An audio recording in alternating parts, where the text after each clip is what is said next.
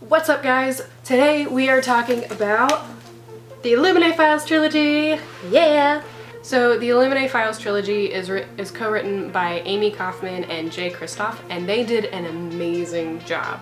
This is literally told in a different way than I have ever experienced any novel whatsoever, and the Audible version of this makes it so cool to experience that really I feel like you should listen to it while you're reading it.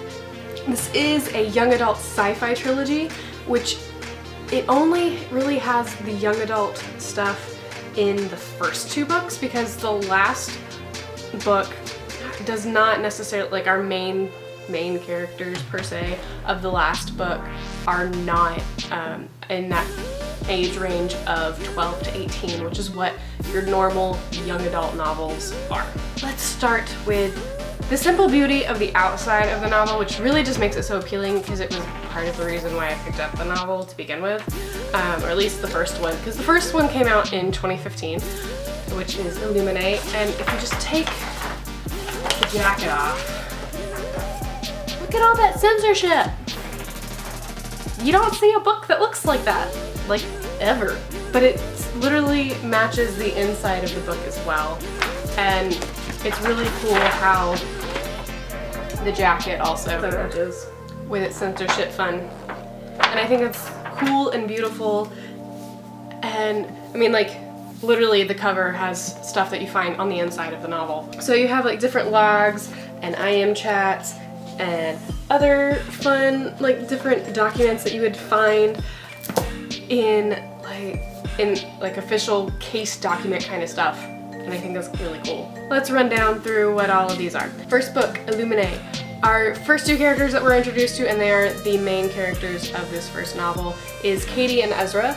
They are 17 and 18, and they are evacuating their planet because it's being attacked by a not so great group of people. And through that, they are both like forced into things that you wouldn't necessarily be normally forced into, except in this particular situation.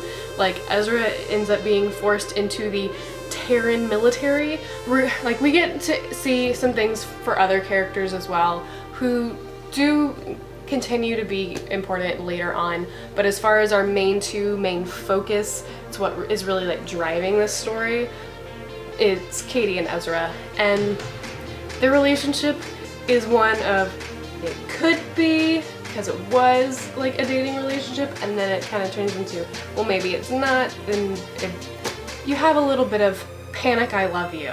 It's the way that this novel works, but it works for this novel.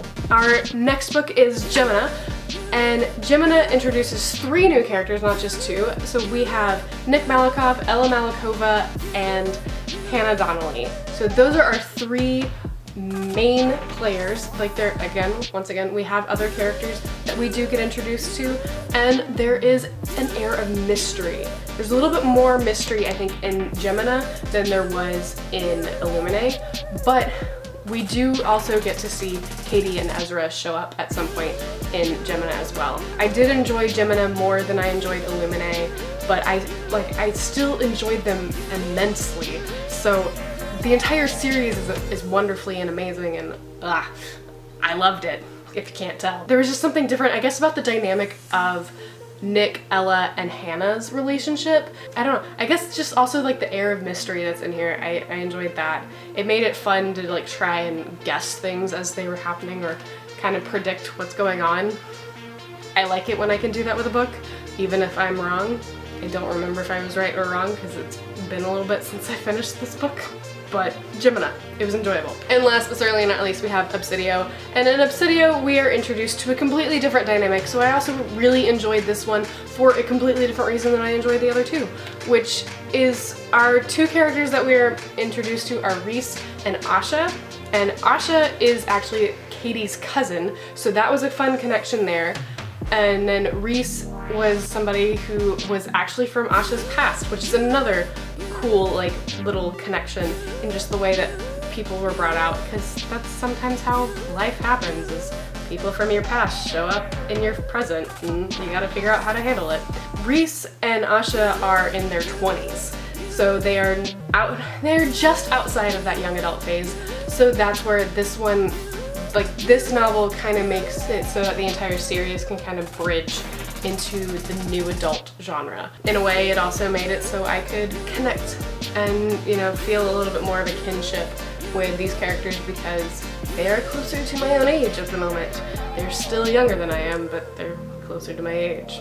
If that makes any sense whatsoever. But yeah, and all the like little twists and turns that they have, and there's a lot of like loose ends that you wouldn't have necessarily guessed that would have been all that loose from like the first book that's tied up in this one, and even from the second book there are a few loose ends that again you wouldn't have necessarily considered them to be loose ends. You would have actually considered them to be kind of wrapped up a little bit, but it's all cool. Let's talk a little bit more about the Audible experience. Like I said, like I mentioned before, it has a full-blown cast, and it has like these extra little sound bites that are in there.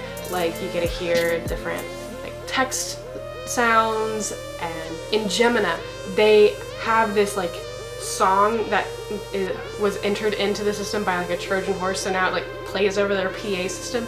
They actually like recorded the song. It's like, it's not just, oh, they did this like little bit of the song. No, they made the whole stinking song. And so you have enough of a variety, like you're not hearing the same bit of the song every single time they are like having it in the story. Props to you people for like going and making that song, because that's like one of those annoying little things which actually became a humorous part, at least to me, as I was listening to the book. One of the characters is an AI called Aiden, and Aiden is kind of creepy. Not gonna lie at all. Like Aiden had his moments where he like really creeped me out. He really makes me, I think it also is because of the way that the voice sounds, because it's an actual like human voice. It doesn't sound computerized. That gave him, because he is referred to as a him in the novel, it added a certain level of humanization to a computer, where you would have expected it to sound more computerized and less human, and found that to be really interesting. One of the things that I think that the novels like challenge and explore pretty well is how relationships change during certain experiences, and how those experiences end up connecting you even better. And sometimes certain experiences can also tear you apart, because you have like Hannah's situation where she thought she was all for one person and then ended up being all for another person, but a lot of that was how the experience that she was presently like sucked into, it was literally like pulling her from one person and bringing her closer to another. And sometimes life does that, and I think it really did a good job of like capturing what life does. Yeah, it's a little bit on the slightly extreme side, because I mean, it's an extreme situation. You're stuck in parallel universes in some situations, and you're also just like, your home planet's being invaded, so everybody's under attack, and you're just constantly trying to figure out, how do I stay alive? There is a very special place in my heart for these novels, and I strongly encourage you, especially if you enjoy sci-fi, at least listen to it, even if you don't physically pick up the book. But I think it's worth physically picking up the book as well, because they are beautiful, beautiful books. Any word that would be blacked out on the page, like in the novel, it's blacked out in the audio version. And I thought that was really cool. You can generally figure out what the blacked out words are, but it's still like a cool, different way to experience a story, and it's so different than anything I have ever read, and that's why I think it's totally worth like checking out, and you should just totally pick it up. So I'm gonna stop babbling about these books, because I think I've said some things multiple times.